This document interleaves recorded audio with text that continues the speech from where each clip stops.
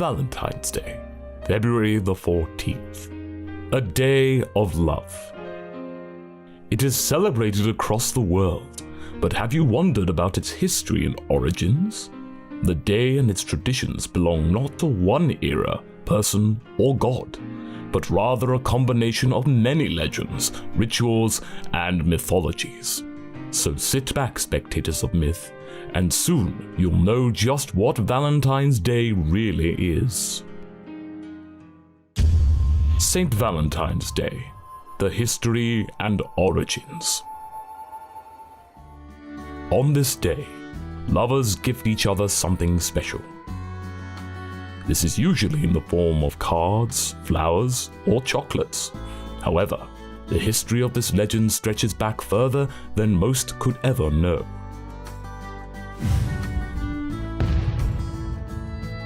It is said to go back to the Roman era and the fertility festival of Lupercalia. This celebration was dedicated to the god of agriculture, as well as a woven deity. Priests paired women with men via lottery, and many of these couplings wound up marrying. Yet, after hundreds of years, this festival became illegal. This happened due to the rise and spread of Christianity throughout the Middle Ages. Legend has it that the church martyred several men of the clergy named Valentine, and each of those individuals have their own stories and struggles of love.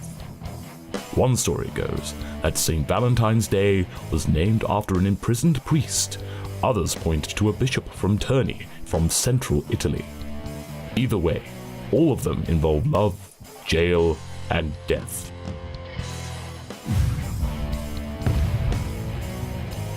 One legend tells of a priest who helped Christian prisoners to escape from jails in the Roman era. These people were subject to harsh treatment and torture on a daily basis, so it's no wonder the holy man sought to help them. There is another story about the origins of St. Valentine's Day.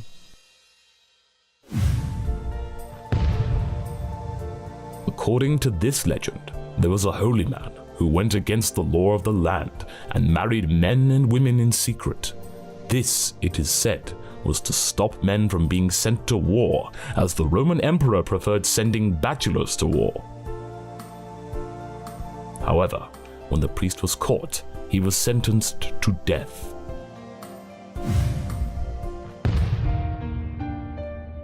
Legend has it that this priest had become somewhat close to the blind daughter of the man who had imprisoned him.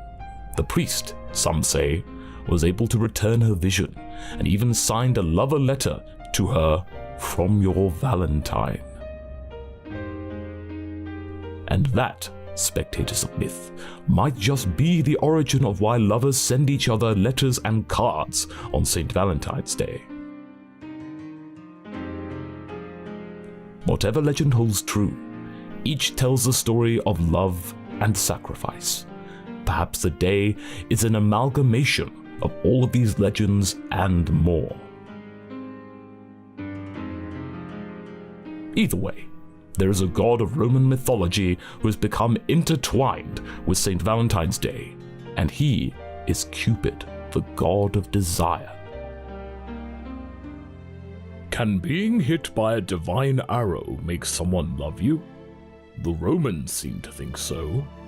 They worshipped a god who, with a shot from his bow, could leave you suddenly and unexpectedly longing for someone you had not before. Keep watching to learn more about this most dangerous of gods.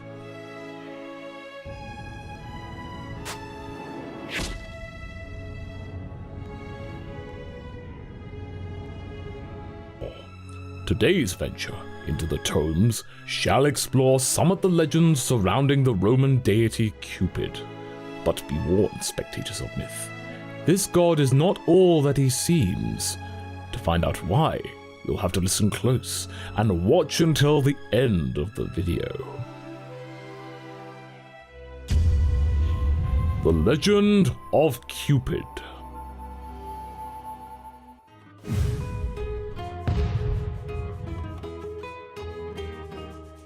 To understand Cupid, we must first look to Greek mythology, where his counterpart Eros reigned as a deity of desire.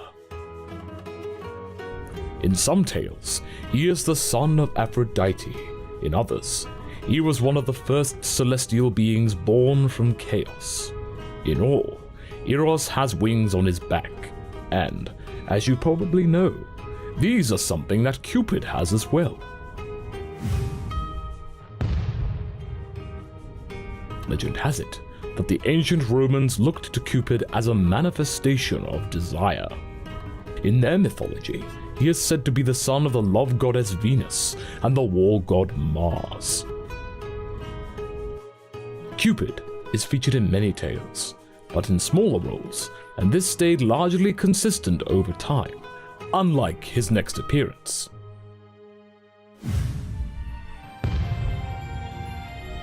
It's not exactly understood why, but between the time of the fall of the Greeks and the rise of Rome, depictions of the deity of desire shifted from a winged sword-bearing god to a stout flying baby boy. Indeed, spectators of myth, this is how most of us know Cupid today.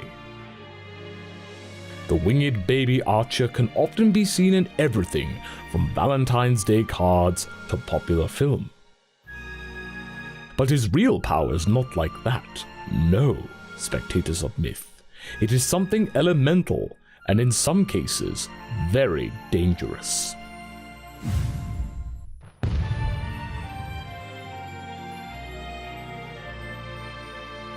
If you are hit by one of Cupid's golden arrows, you become filled with a desire beyond your control. This irresistible urge overcomes whomever it hits, and they fall in love. If, however, he strikes you with malcontent and a lead-lined arrow, you, spectators of myth, yes you, will uncontrollably flee and avoid those that you love. They will disgust you. And in the wrong hands, such a weapon could not only tear apart couples, but also shatter nations and herald the coming of war. Do not let this god's appearance fool you, spectators of myth. Cupid, like Loki, has the power to upend all that we know.